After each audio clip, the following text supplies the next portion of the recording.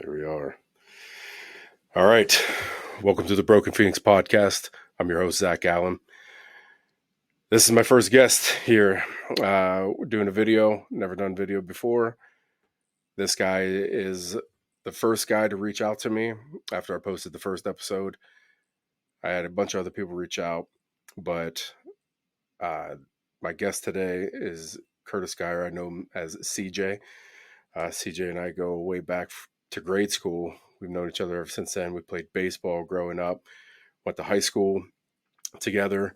We had auto body together as well. We thought we were a bunch of gearheads and just messing around, learning how to fix cars and things like that.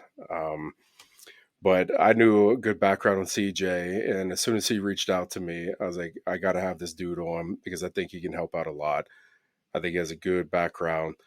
He's faced a lot of big dragons in his life. He has slayed those dragons and continues to do so. And that's what this thing's about, man. So, got another bearded guy on the podcast joining me. His is nice and fiery red, man. Different from mine, but a little longer too. I had to cut mine. So kind of jealous, but yeah.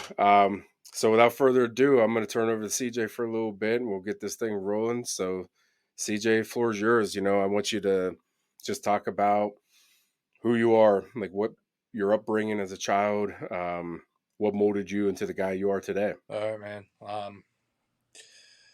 Back at childhood, it wasn't the greatest. Dad was never around, that kind of sort of thing. Had father figure, that was my grandfather, but so you always kind of searched for that figure. You always kind of searched for your leader to show you the way, basically. But uh, always tried to get into stuff like nothing bad, like just always tried to work on something in a way. Like had to keep my hands busy basically. That was just me. Always uh building stuff, whatever. But then uh like childhood was rough. I was diagnosed with uh depression, anxiety at a very young age. Age 12 I was diagnosed with it, but I know very well before that I had it. I can remember far back that I definitely felt it. But so that was still to this day, it's something that you battle. I mean, it never goes away. You just got to find ways to basically cope with it. It's just something that's always kind of like peering over your shoulder. But then I was always into sports, always into something, like I said. But you just got to kept the brain busy. That was the biggest thing. And then Yeah. school was the biggest thing. Couldn't stand school. Couldn't stand school. Never in school. Uh, Yep. And then actually the biggest thing that kept me in school was body shop. That was the biggest thing. Yeah. And then out of school, it was a whole other world, bud. But life hits you in the face, and away you go. But yeah, Yeah. It's what's crazy about that is, thinking back and like our interactions at school and everything, and like you tell, auto body was your escape. Like I didn't know it at the time, right? Like I I thought, oh, everybody's got a relatively normal life, I right? know, I know. And then like, you look back and you see you and you seem like pretty happy there and everything. And just to hear you talk right now, like what you just said, you know, home life wasn't great. You would never know that looking at you, man. Like, in school, you'd think, playing Yep. baseball, you seem pretty happy when, we were on the same team or things, just playing each Yeah, other. exactly. And you would never even be able to guess that, Mm-hmm. you know, dad was pretty rough on you or wasn't around a whole bunch and things like that. So it's just crazy how like resilient you can be, like even at a young age, that's nuts. Yeah, like even you, like I remember like you walking to like Hope, like the field, like Oberman and stuff like that, and I'm like, wonder why he's like walking. Like wonder like he must live close. Like I remember like that vaguely in that, and then, but I'll tell you like the best memory like I have of you is like in shop, like that's just it. Like the same thing. Like it was just that, and that's what everybody has their like their healings kind of like through it all, and then like that was one of mine. Like in school was just shop, like a way to kind of get. Yeah. But Yeah. For sure. So that was just like a big escape for you. You found like an actual yeah, purpose exactly. other than like so like dad wasn't there at all, was there So a little bit like he was always so he was an alcoholic. He would be he would be around and then he wouldn't. But even in baseball, like he would leave the bar because he was a coach for a little bit and like a assistant coach. He would leave the bar to come to practice to coach. Then he would go right back to the bar. Same thing with life. We would go to like when him and my mom and still were together. Like we would try to go to camp on a Friday. We would be all excited. We would, me and my sister, we would want to go to camp and stuff like that. We'd be waiting until 9, 10 o'clock at camp to go, or 9, 10 o'clock at night to go to camp. And he would finally show up, and then we'd be like, "Oh, it's a little late to go to camp tonight," and we'd have to wait till the next day or something like that. But that was just how he did it. He just cared about himself, and then come to find out, he was into coke all that kind of stuff. After they got separated, that I mean, he ended up dying a couple years ago now. He had a bad heart. He had a couple heart surgeries, but then it ended up he never stopped drinking, and then to the day he died, he was still into coke. So, yeah. but it just he wouldn't listen. He wouldn't. He was always about himself. So he didn't really, Yeah. He wanted to be That, arts, but even when you tried to, he never once told me he was proud of me, basically, and that's probably one of the things that hurts the most. Like I would come to him with something and then tell him like some exciting news, and he always just turned the story back to around to him. He'd be like, "Oh yeah, yeah, yeah," like, well, like I was doing this or something like that, and I'm like, you don't even care what I just told you, basically. yeah. Yeah. Yeah. Do you think like looking back on that, do you think that affects you more now or as opposed to like when you were a kid like what because like Oh from personal experience with me like I think with me whenever I was that young like I sensed it but I was just like okay and I just moved on about my life yeah, I'm like all right we're gonna go outside and like play sandlot baseball or whatever. yeah. I mean, I think I like as a kid, I was just like, nah, whatever. Like this is normal. But then I would see other people and like how like their upbringing was, and I'd be like, "Oh, this is weird." Like having a mother and father still together, kind of thing. But looking back on it now, and then like when you have time to sit and think about it, I'm like, man, it was so messed up, kind of thing. Yeah. And that's when you really kind of sit and hits you. You know what I mean? Yeah. Yeah, no, I like I mentioned before on a couple of my episodes I have this book called Burn After Writing and one of the questions in it was when do you feel like you grew Yep. up, like you became an Yep. adult, if you will? Mm-hmm. And I put 11 years old, Yeah. and Yeah. Oh, like I look back on that and I was like, holy shit, man! Like I'm like I put 11, and the reason why I put 11 is because I just had this cascading series of events going on in my life where my oldest brother was in a car accident, paralyzed from the middle chest down. Uh, my uncle committed suicide. My dad got in a car accident and flipped his Jeep, broke his neck. He ended up being okay, all things considered. My other brother got into a car accident and two of his friends died. And he was the only survivor in the wreck and blew the hell out of his knees and had to have extensive surgeries. So I helped take care of him. And like I'd get him in a wheelchair and push him around town just to get him out of the house and things like that. And that all happened from the time I was 11 until shit, I was like 13, 14, like, and all that big like trauma, even though it wasn't directly to me, I was secondary to it all, but it did affect me. But at the time, like the reason why I asked you that question, like at the time, I was just like, I felt like it was my duty, right, to step up and just handle it and help people out and things like that.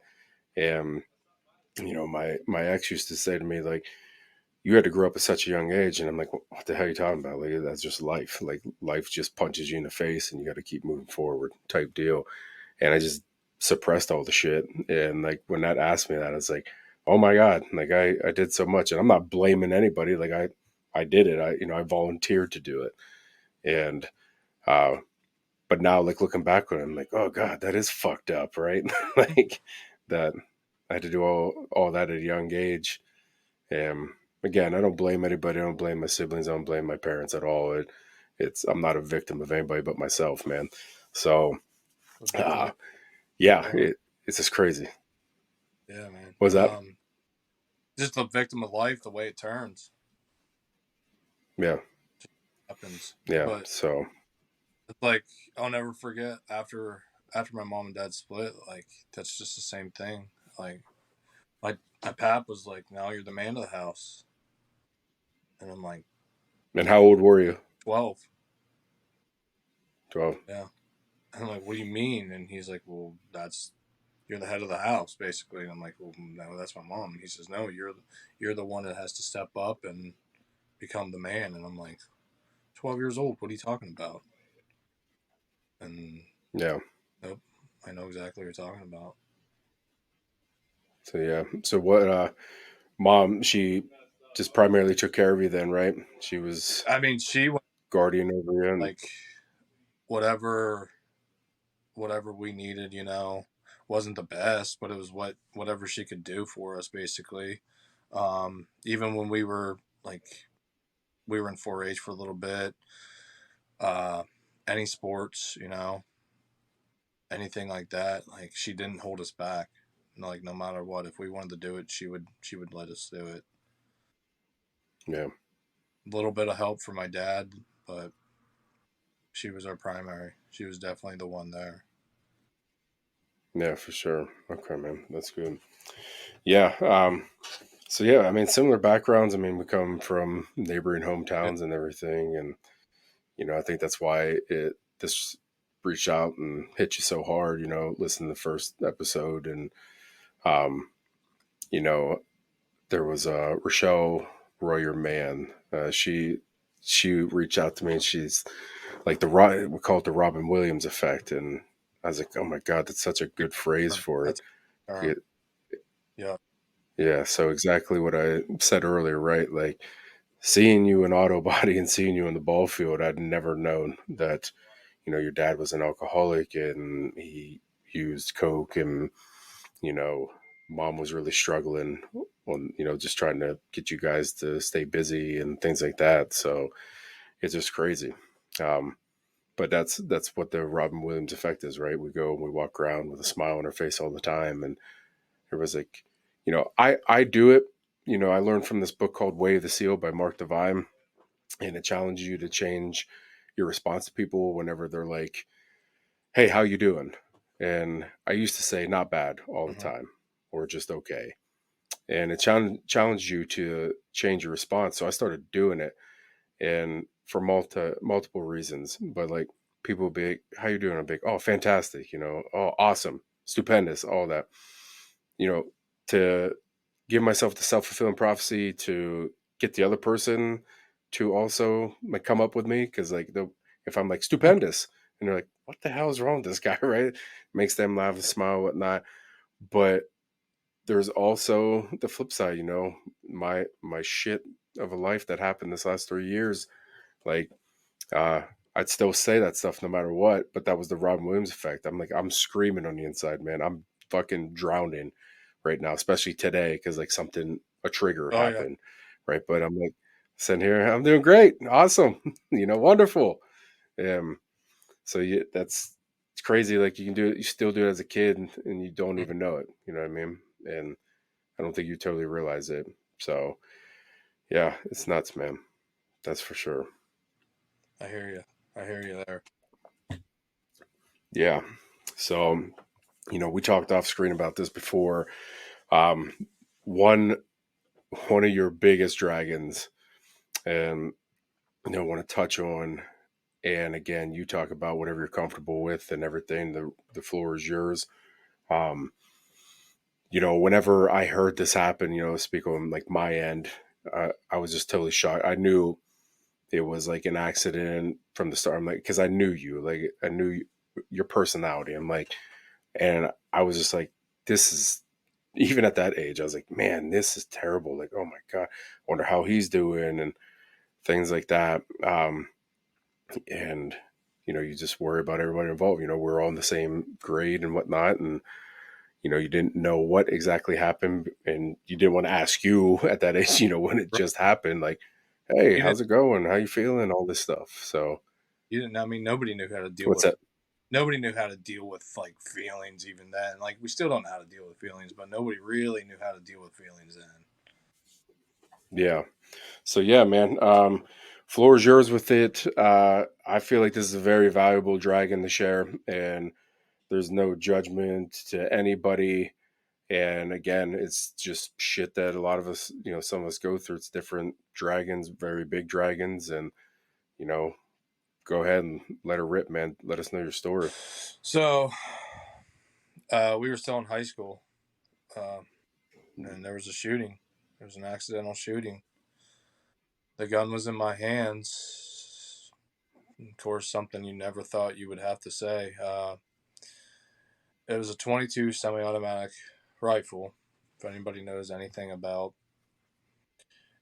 guns, so semi-automatic rifle on 22 has a slide on the side, and then it locks back when it's empty. Of course. Well, this gun, my dad again bought this for me used from a very old couple for Christmas, thinking he did a great thing. I took it out all the time, just my blinking gun.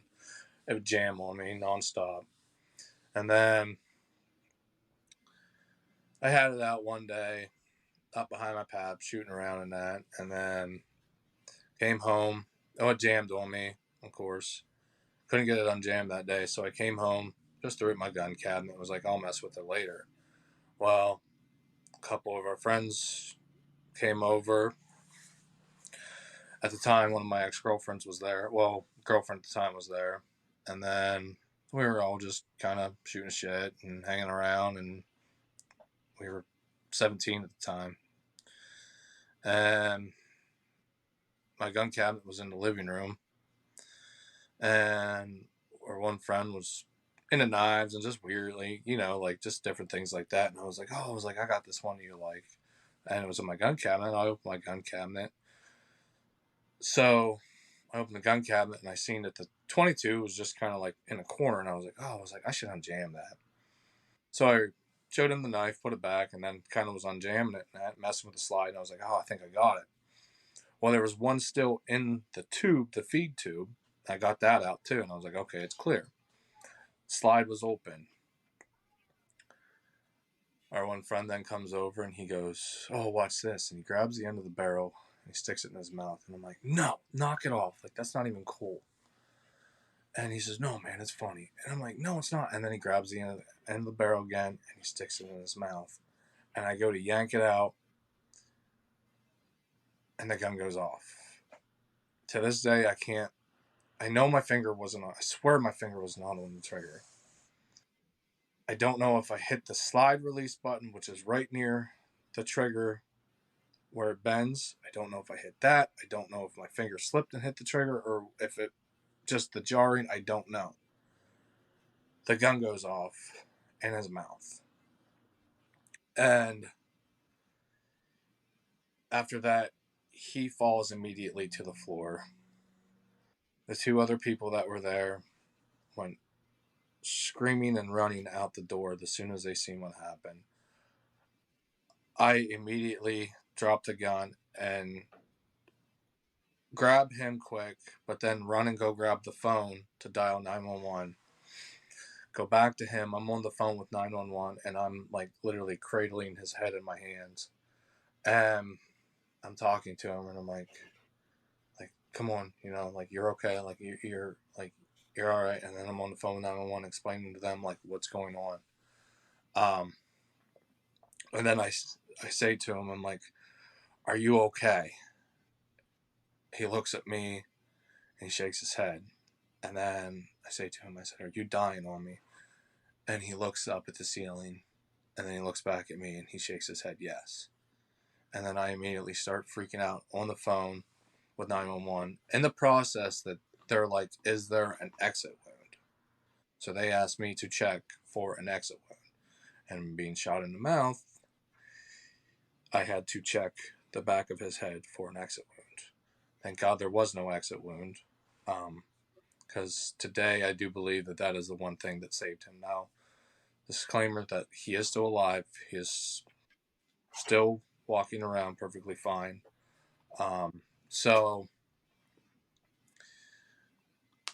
the EMTs show up, the police show up, everybody's there. My mom gets home from work because they came. But the two other people that were there, they went down, and my brother-in-law was running a sub shop that was right down the street. They ran down to get him quick.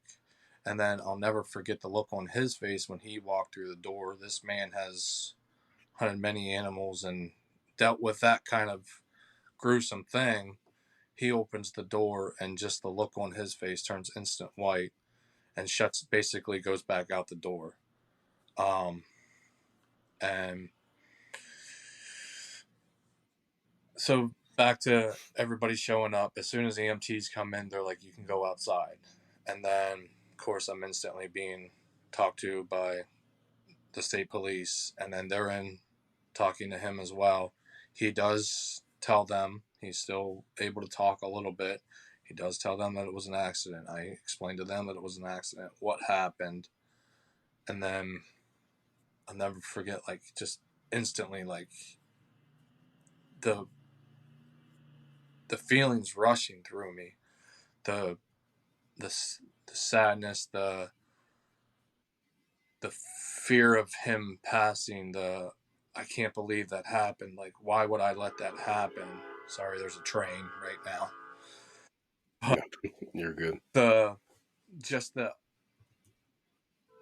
just the immense, like, what just happened? How did time just go from so simple and so fun to somebody's life is on the line?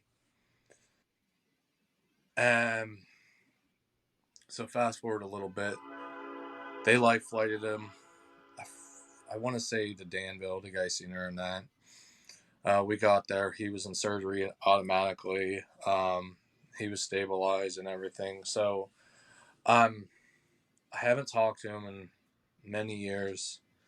Uh, some stories returned and stuff like that. I won't get into that. But as far as I'm aware, the bullet is still lodged in his spine. He did have to go through some physical therapy, but now fast forwarding a little bit more, uh, that happened summer of our junior year, and then we go back to school in our senior year, and that's when things kind of got even worse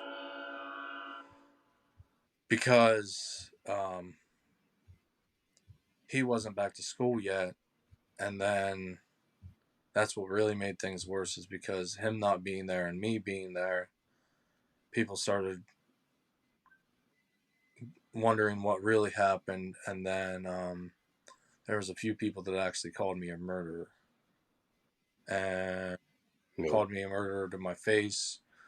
One I do remember actually getting pretty aggressive with, and um, then so I went to the school and just asked him if I was able to come back the next year once the majority of these people were graduated. They said that's perfectly fine. So I kind of basically signed myself out that year, and then I went to go sign myself back in the next year, being 18, and they told me I wasn't allowed because now I was 18. I could sign myself out at any time. So that Jeez. one really that one really hurt on top of all that. But uh, with I hate to use the term PTSD. I mean, I know it's a trauma, and because I see our our men and women like that are in the military and stuff like that, and I see the amount of stuff that they go through. But I definitely I definitely deal with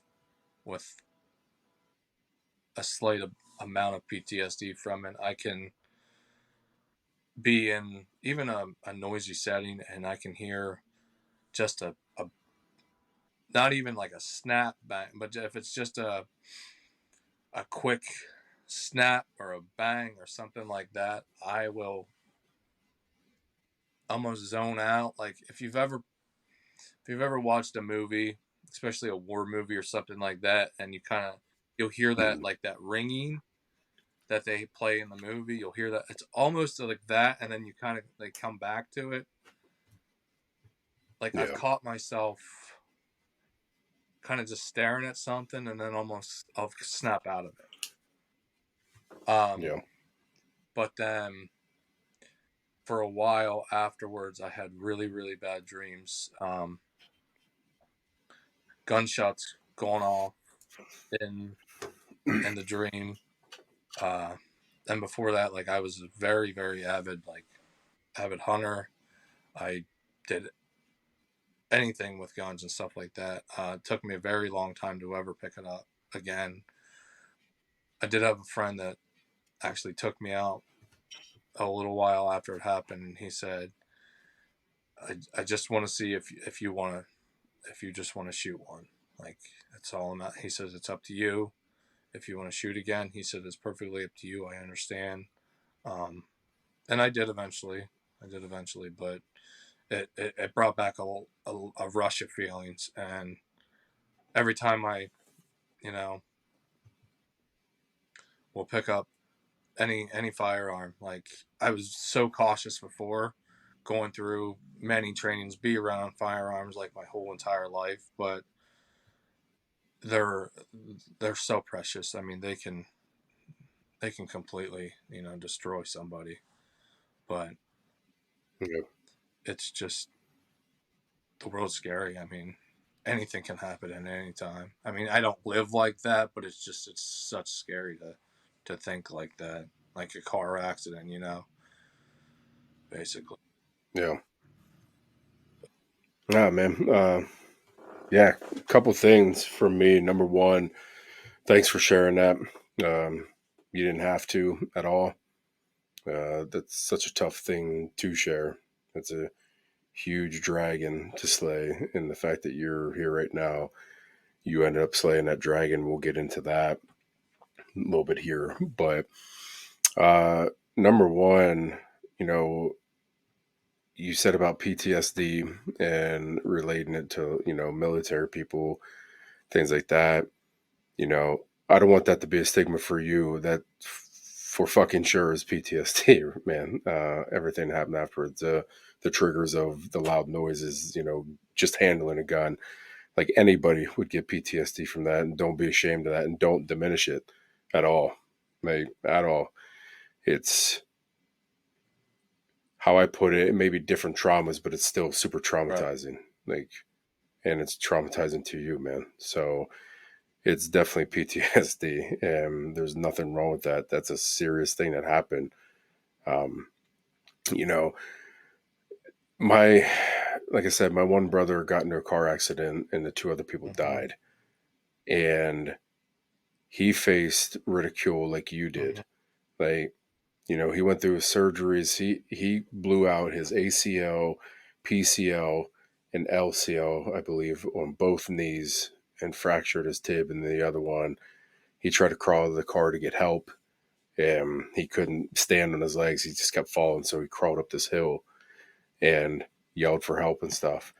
And, he loved his friends. Anybody that knows my brother knows that like he's a big hearted guy, man. And the fact that people are so fucking volatile, and I don't know if you want to call it insecure, um, they can be mad. That's fine to be mad, but to project it and not know all the facts and stuff, like people would like target him and blame him.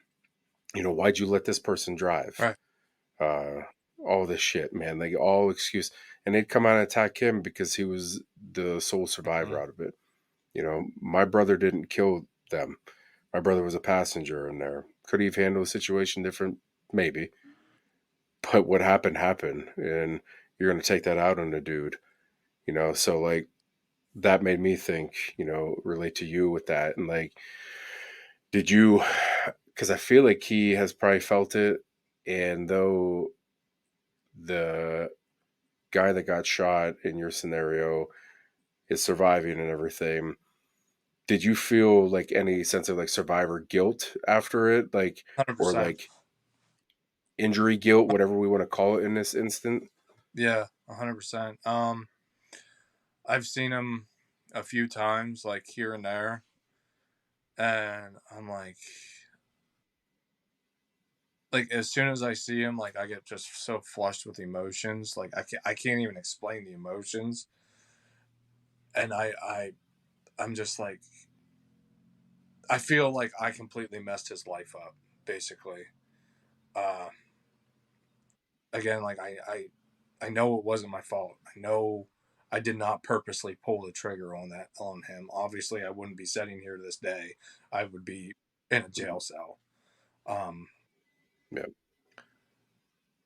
but I still can't help to feel like I'm a reason. Like he lost. Like he was basically laying in a hospital and all that. Like same, like basically same thing. Like if we like for your brother, like if I was driving a vehicle or whatever and Mhm. I injured somebody driving, like I would, and I walked away scot free, like I would feel the same thing. You know what I mean? Yeah. But Yeah. No, I just, that made me curious. You know, I never thought about that. We're kids back then, right, even though, we're 17, 18, we're still little dumbass boys at that point. Um, yeah. How'd you get through all, like, because like to have that happen, to face all this ridicule, all this stuff, um, to not be allowed to be let back into high. How'd you? First off, let's answer that one. That trips me. Whenever they're like, "Yeah, you can like set out the year and come back." What'd you do? Were you able to eventually get back in, or did you have to go and like get a GED? so the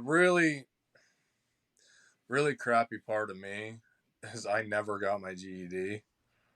Uh, I just Okay. kind of started working, and like that's one thing I hate about myself till still this day. I mean, I know I can go anytime and get my GED, but like I always have an excuse, like I'm working or like I'm busy or whatever. Like I need to get my GED. I need to do that for myself and just to get over that hump of my life.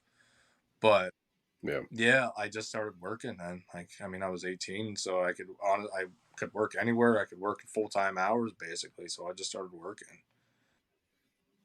Yeah. I wonder, if that helped you take some power back from that situation and like give you another I purpose. thought that. You know what I mean? Like, um, I think that'd be beneficial for you, man. I think, you know, I know with my stuff, like when I get stuck in a rut, I'm like, shit, I got to get back to my purpose. Like, what's a Yeah. purpose for me? Um, and I think that would give you a good purpose. Like if you're getting a lot of triggers back and forth, and you need to get out of that rut, I think that'd be something to keep your mind busy. And I think it'd be a double edged sword for you. I'd think it would be like, you know what, I got stiffed in this situation. I'm going to take it back. I'm taking that power back. And yeah, I got my GED, man. So I'll be rooting for you if that's what you choose to do for sure, man. Um, but yeah, back to, you went through all of that. How the hell did you survive, man? Like, how'd you get through it? Uh, I had a I had a bit of a support system. Like again, back to my mom, back to my grandfather. Then My biggest thing, man, has always been music. Music, and like now is like my hobby. Like, obviously, like I have hobbies like too, though. Like I'm always like hands-on hobbies, but it's always been the music though. Like that's because I find, as messed up as it sounds, like I find lyrics that hit as hard as what I'm going through, and then I attach to Mm, that, and because then I know somebody else is out there going through the same thing, just like basically what you're saying, like on your podcast. Like that's why I feel like I like became so attached to your podcast. Basically, is like I'm like somebody else gets it. They're saying exactly what I'm feeling. Like I'm listening in. Like I'm tuning into this. yeah, yeah. No, man. That's the title of my second episode, support Yeah, system. That's so crucial, man. Like, I think us as guys, big, strong alpha males, we can just power through shit. Um, when I was going through my divorce, my therapist was like, "You might need medicated to some extent. Like, I know you can push through a lot of stuff, but this can be one of the toughest things you ever went through." And she's correct with it, man. Like, it was one of the toughest things, but like I had my support yeah, system and the people to pull you out of the funk, and you can just go to. Because again, I've talked about in the other episodes the man up effect. Like, can't tell you how many times I've had people be like, "Oh, you'll man up and get through it. You'll find a way." Yeah, yeah, I fucking will. But I'm I'm suffocating again. Hey, hello. doesn't Like, matter what gender you are. Like it still hurts. It hurts. It hurts like yeah, hell. Like whatever. Like something big like that happens. It hurts. yeah, man. And there's so much value in somebody, like I've talked about with one of my people, just text me. Literally, she texts me every single day. Good morning, bestie. And she's like, "How's your day? What's your day look like?" And as simple as that phrase sounds, oh my God, there's just some days like I woke up and I was just in a depressive funk, right? There's just something happened, some trigger. And for her to be like, "What's your day look like?" I'm like, someone actually gives a Yeah. shit For, and, it cares and is for checking in. just And that helps a lot.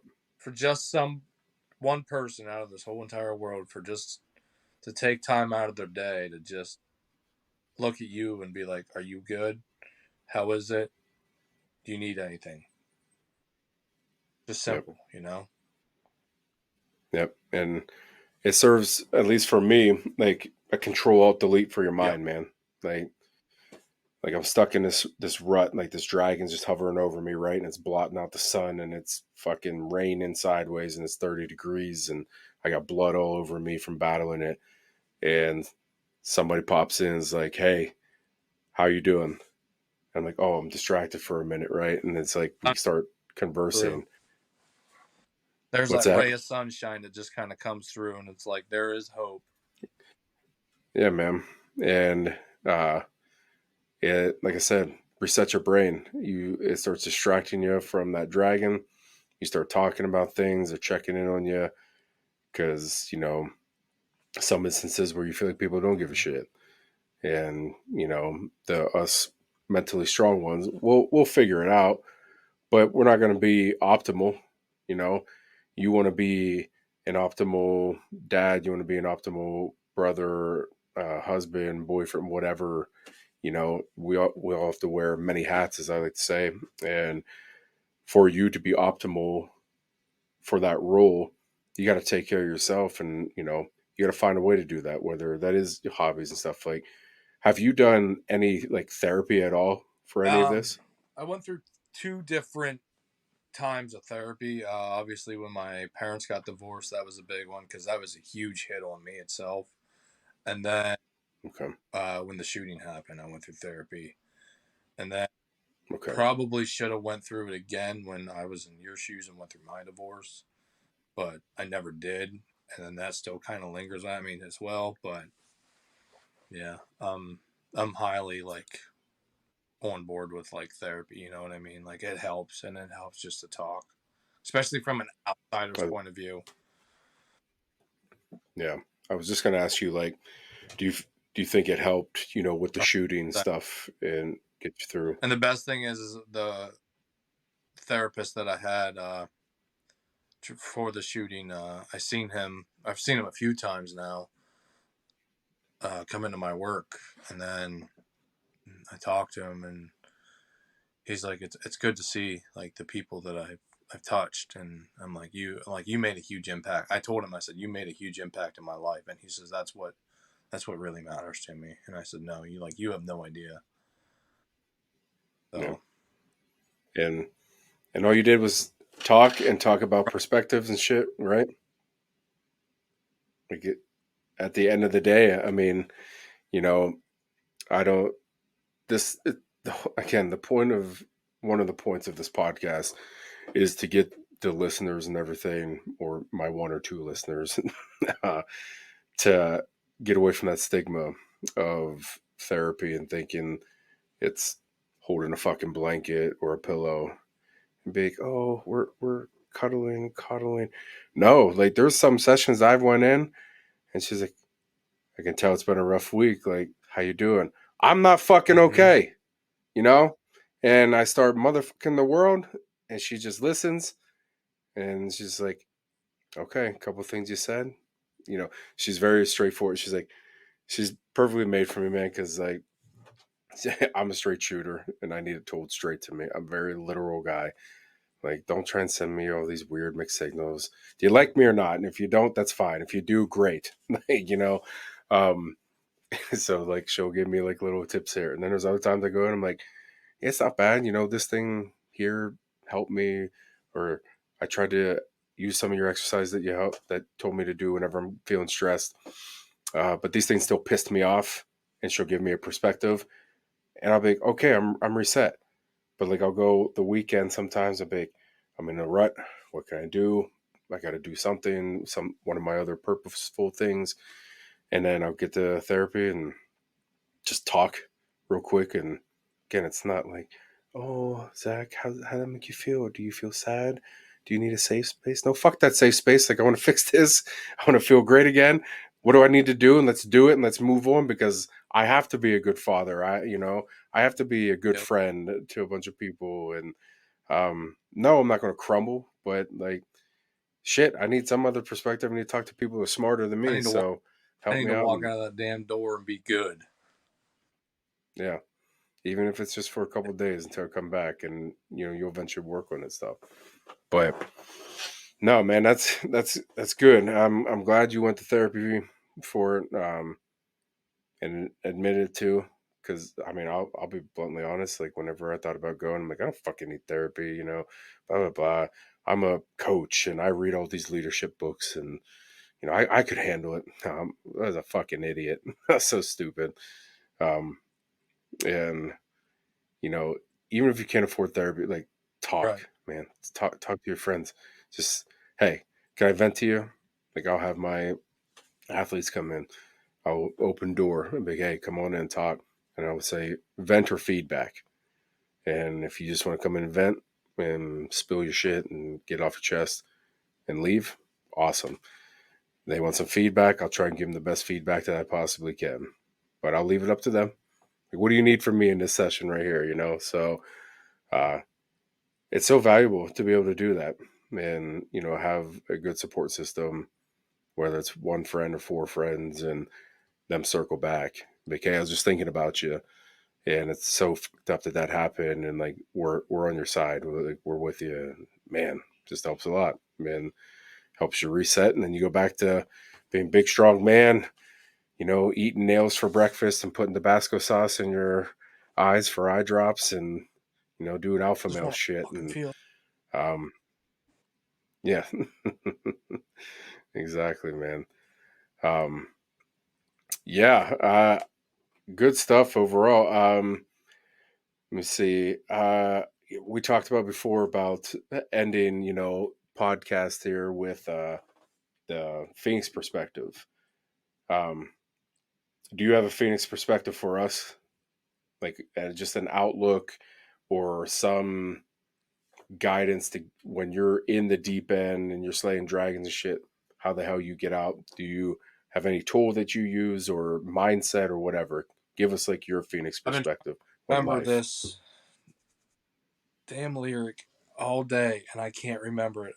But my biggest thing is just like find something that you can like relate to.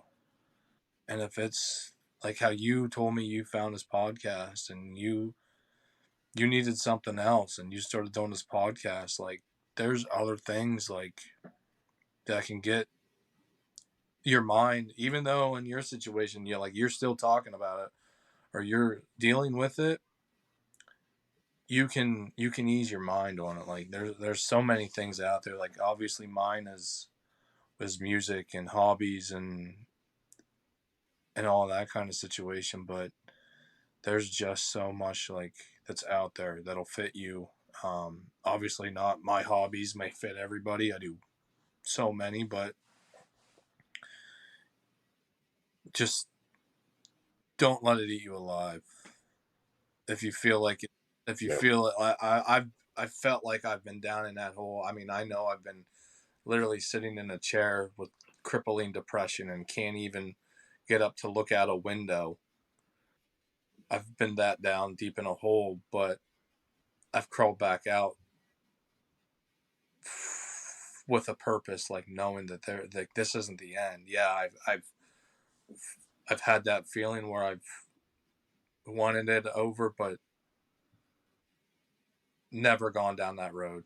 And I know I'll never go down that road because like it's not the end. Like you can control your own and you can help other people as well. Like if you see somebody else down and out, you can help them as well. But there's something out there.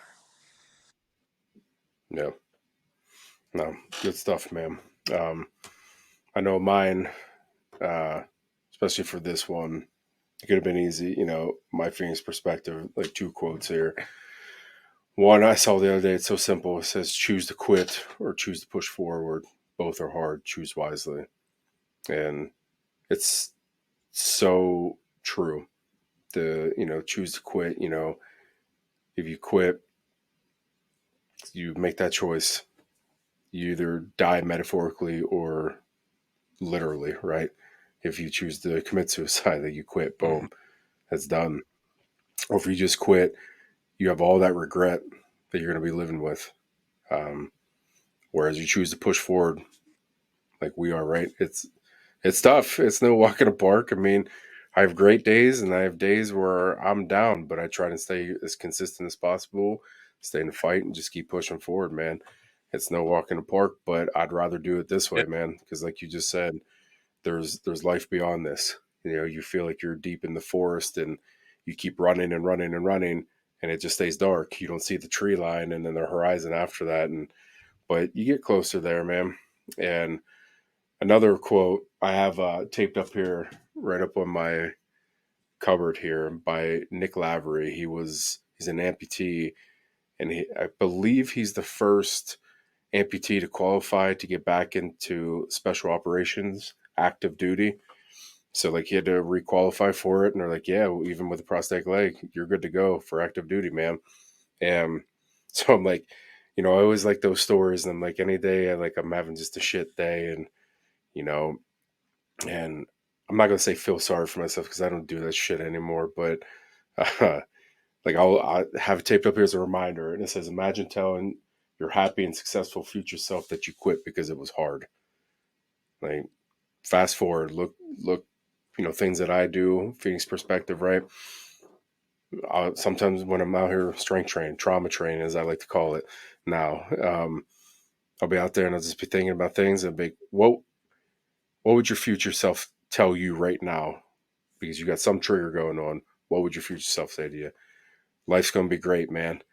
You're going to own a boat. You're going to be deep sea fishing. Whatever it is, I'll make some like successful shit up and it's going to be okay. You're going to get through this shit and this shit is temporary. So, just imagine telling your future happy and successful self that you quit because it goes hard. I can't live with that, man. Fuck Mm-hmm. that. I refuse. So, No, good stuff, man. Yeah, any closing remarks for you? You good? Oh man, just keep doing what you're doing. Nah, I appreciate that. Thank you for being vulnerable coming on, man.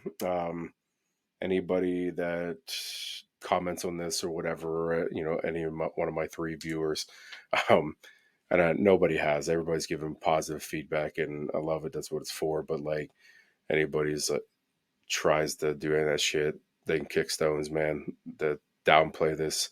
Um, There's always, Again, thank you. so there's What's that? always going to be haters on anything. So Yeah, yeah, a bunch of keyboard warriors and stuff. But you know, again, thank you for sharing that stuff. You didn't have to share it at all.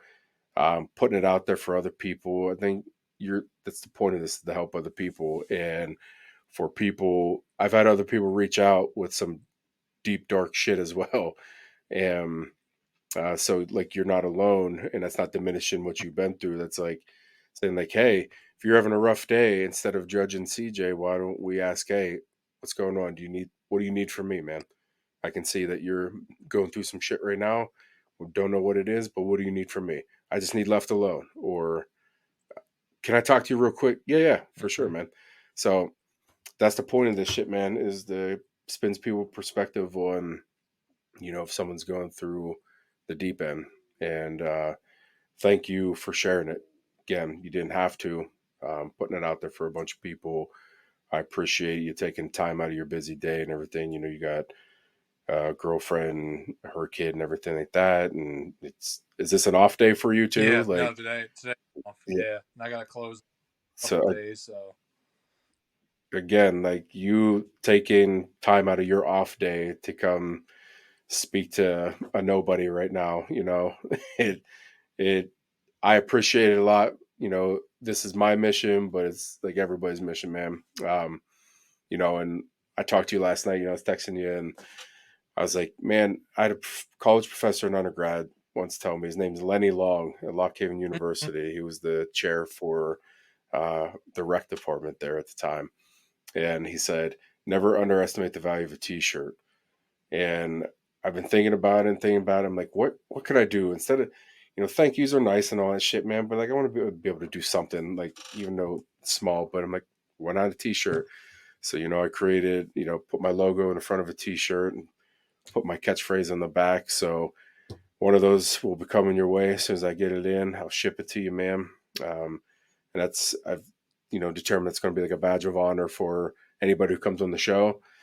Just shipped in this T-shirt for what it's worth, and signify that you were on the show, man, and you're making a difference and helping a lot of yeah, people. So I appreciate it, man. yeah, buddy. So with that, I'll sign off with my old phrase, man. Stay in the fight, never ever give up, and have the day you deserve. Until next time.